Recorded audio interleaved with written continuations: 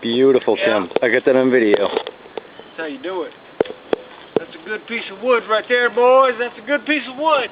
Get her on there, get her straight. You know how to knock them back. Take it easy.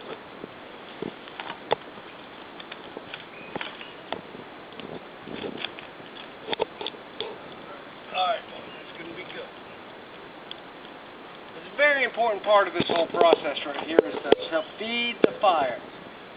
You feed the fire. You don't work it, dude. The fire should not work you. You take it easy. You feed the fire. Get up here. Get your fucking 1 or 2 little sticks and feed it. You don't have to overfeed it. You don't have to get in there. You don't have to start fucking with shit. This is all you have to do right here. Alright, I lost one. Don't worry about it. Watch, you'll see here in 5 or 10 minutes that the fire will take off. There it goes right there.